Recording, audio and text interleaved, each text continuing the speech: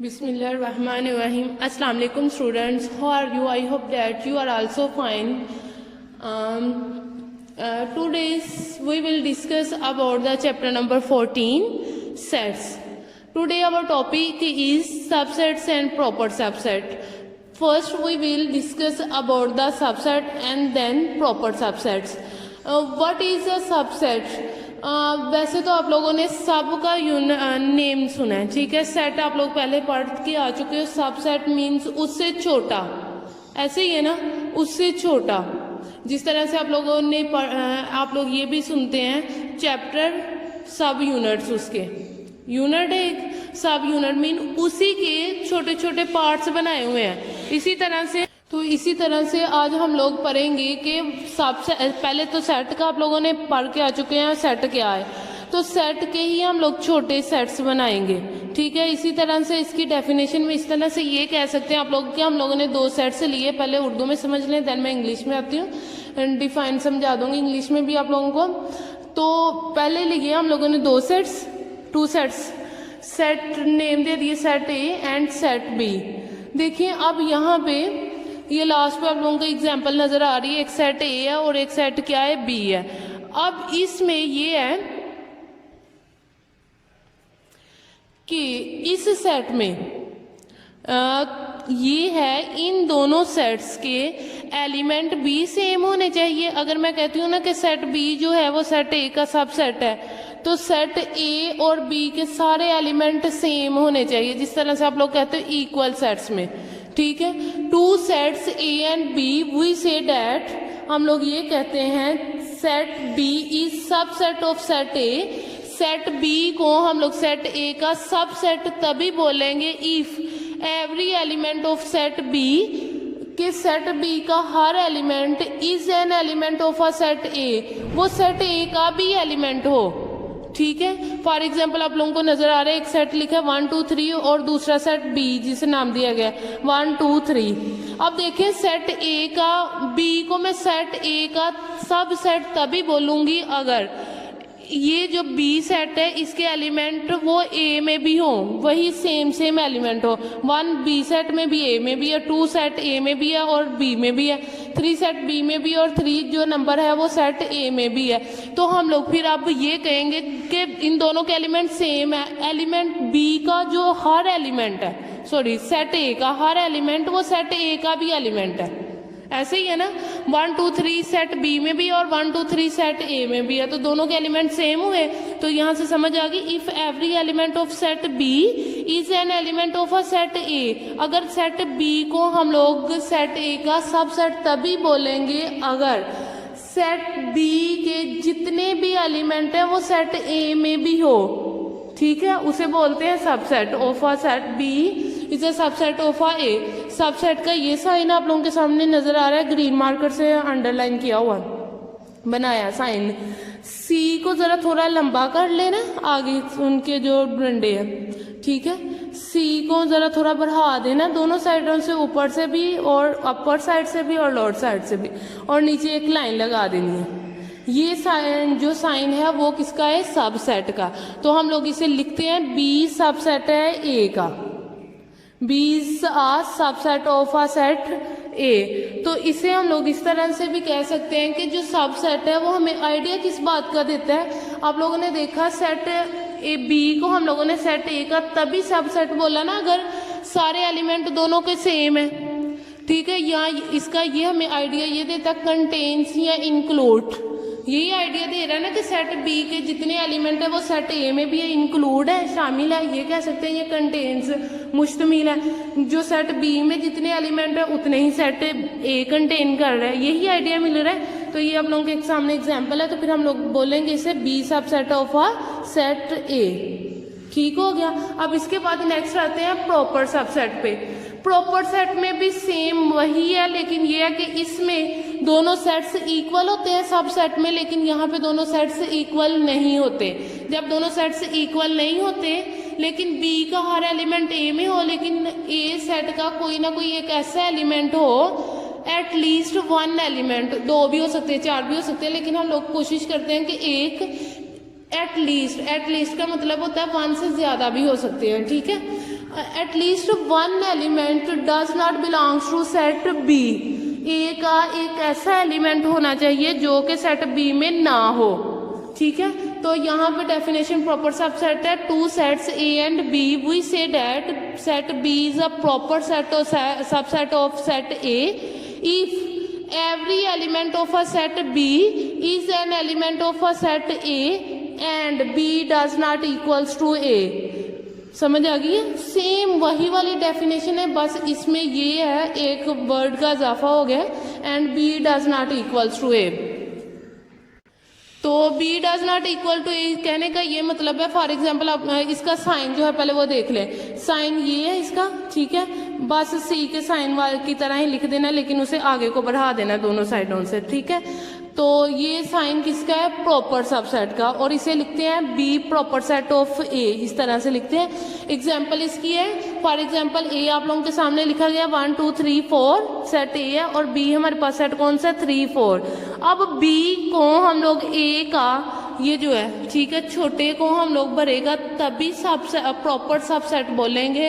अगर ये इसमें जो बी में जितने भी एलिमेंट है वो सेट ए में हो, बी में एलिमेंट 3 और 4 है, वो देखें ए में भी हमें नजर आ रहा है 3 और 4 है, ठीक है, लेकिन दोनों इक्वल है नहीं है, 1 और 2 सेट बी में नहीं है। तो हम लोग यही चाहते हैं कि बी के जो कुछ जितने भी एलिमेंट है वो सेट ए में हो, लेकिन ए वाले जो है वो बी में ना हो।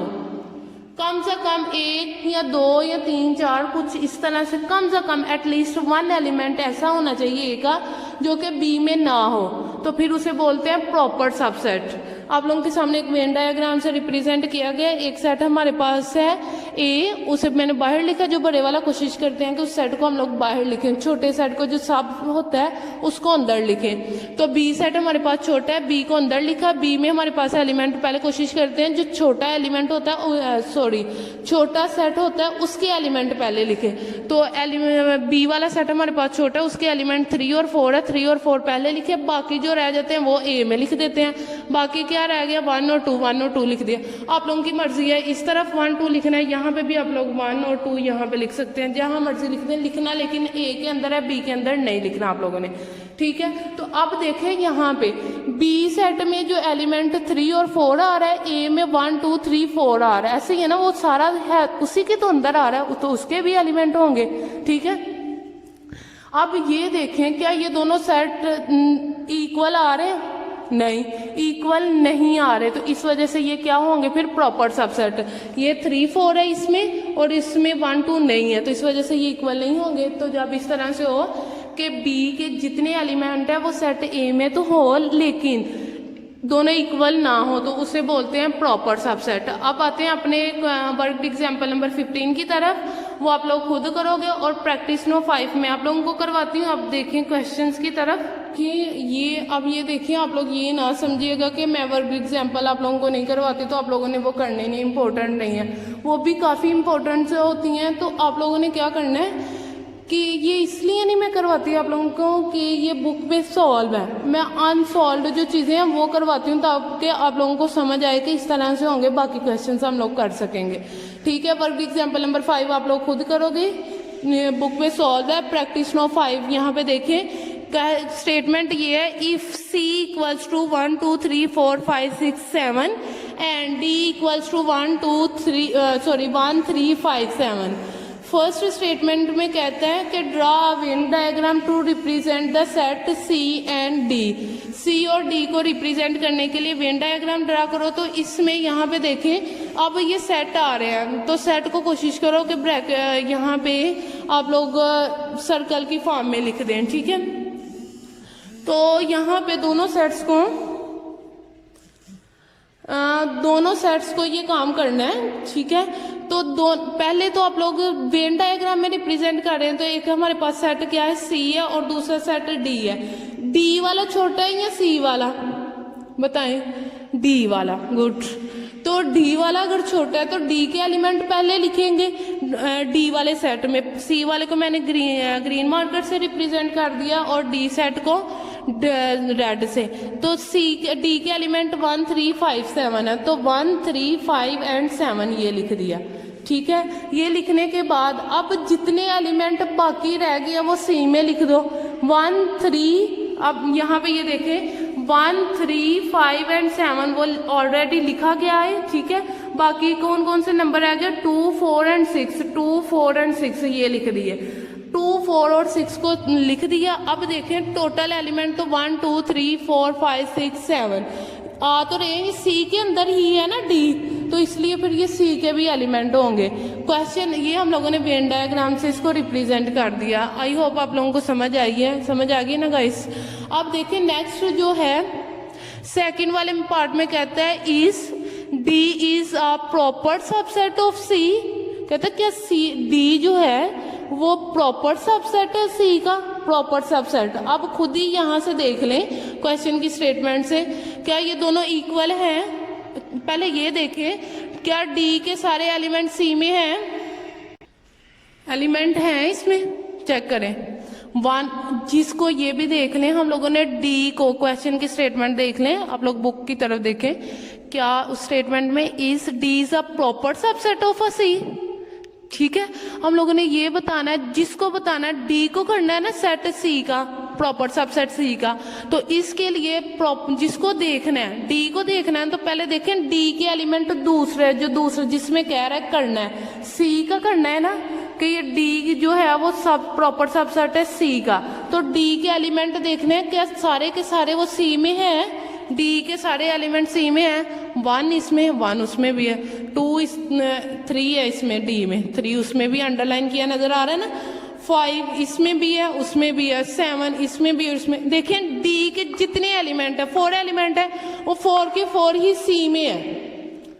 ठीक है, डी के सारे एलिमेंट किस सेट में है सी में है। अगर इस तरह से हो, और दूसरी ये बात हम लोगों ने देखा कि सी वाले सेट में ये दोनों सी और सेट डी इक्वल नहीं है। सी में 2 4 और 6 एक्स्ट्रा आ रहा है लेकिन सी डी में नहीं है, तो क्या ये दोनों इक्वल होंगे, नहीं है। एलिमेंट सारे के सारे सी में तो है, डी के सारे एलिमेंट सी में तो है लेकिन ये दोनों इक्वल नहीं है। जब इक्वल ना हो सारे एलिमेंट उसमें हो तो भी आप लोगों ने पढ़ा वो कौन सा सबसेट होता है, प्रॉपर सबसेट। गुड, तो फिर ये प्रॉपर सबसेट हुआ ना, तो yes D is a proper subset of a C. Venn diagram से भी आप देख सकते हैं कि सी के कुछ एलिमेंट ऐसे हैं जो कि डी में नहीं है। इस तरह से हो तो फिर हम लोग कहते हैं subset of a C because every element of a D is an element of C and D does not equal to C. ये समझ आ गया, डी के जितने एलिमेंट है वो सी के भी तो है लेकिन दोनों इक्वल नहीं है, तो इस वजह से ये प्रॉपर सबसेट है।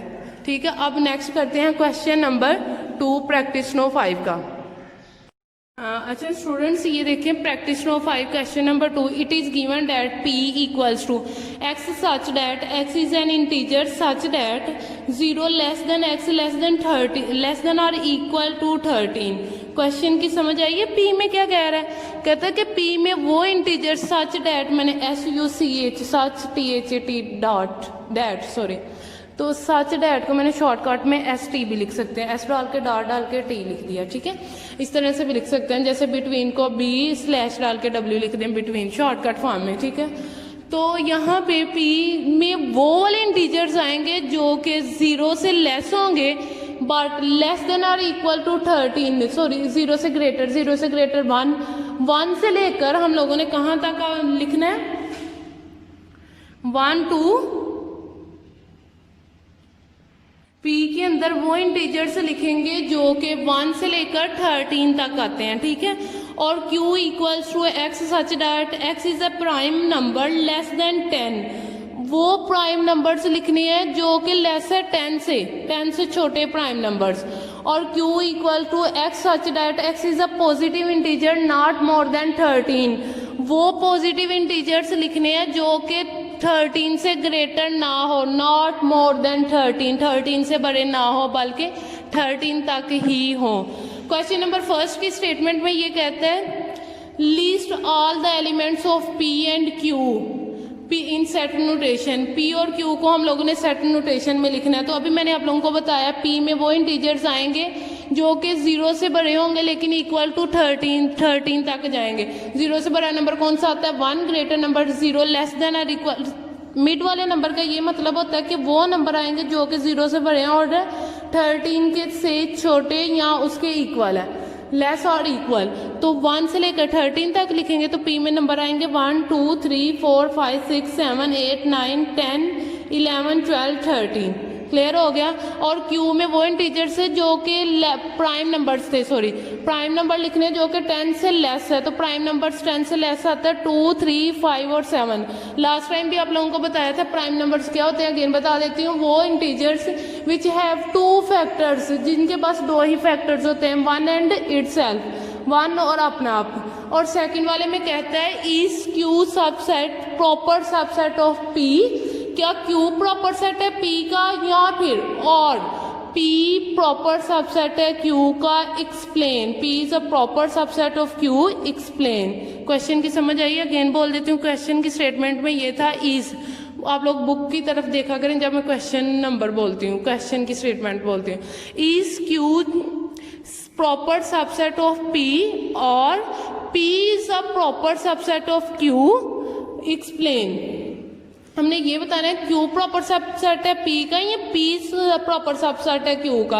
अब मुझे ये बताएं छोटा कौन सा आ रहा है, क्यू वाला आ रहा है या पी वाला, क्यू वाला आ रहा है। ठीक है, फर्स्ट वाला ट्रू होगा, सेकंड वाले को तो नहीं हम लोग लेंगे, बड़े को तो नहीं छोटे का प्रॉपर सबसेट कर सकते, छोटे को प्रॉपर कर सकते हैं उसका।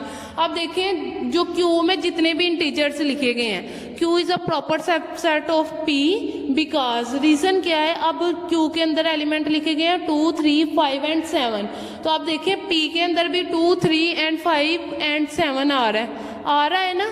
अगर इस तरह से देखें क्यू के जितने एलिमेंट है वो पी में भी है, लेकिन ये दोनों इक्वल नहीं है, तो इस वजह से ये प्रॉपर सबसेट होगा। Q is a proper subset of P because every element of Q is an element of P and P does not equal to Q. समझ आ गई है ना कि यही इंग्लिश में यही लिखा गया है, ट्रांसलेट कर देती हूँ कि क्यू के जितने एलिमेंट है वो पी में भी हैं लेकिन दोनों इक्वल नहीं है, इस वजह से ये क्या होगा, प्रॉपर सबसेट। अब क्वेश्चन नंबर इसके पी के स्टेटमेंट की तरफ आते हैं, थर्ड वाला कहता है list the element of the set, ये नजर आ रहा है ना आप लोगों को,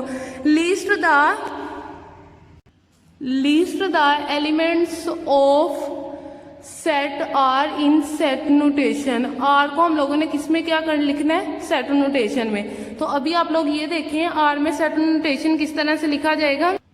सेट नोटेशन में अभी आप लोगों को मैंने बताया एक्स, आर में क्या लिखा हुआ है, x such that x is a positive integer not more than 13। Positive integers लेने हैं जो कि 13 से बड़े ना हो, तो 13 से बड़े कौन से इंटीजर्स नहीं हो सकते, मुझे ये बताइएगा। पॉजिटिव इंटीजर 1 से स्टार्ट होते हैं और 13 तक जाएंगे। ठीक है, 1 2 3 4 5 6 7 8 9 10 11 12 13 ये इंटीजर से लिख रही है। ठीक है, ठीक हो गया, समझ आ गई। आर्म को हम लोगों ने in the form of a set notation में लिख दिया। अब फोर्थ वाले में कहता है state relationship between P R and P.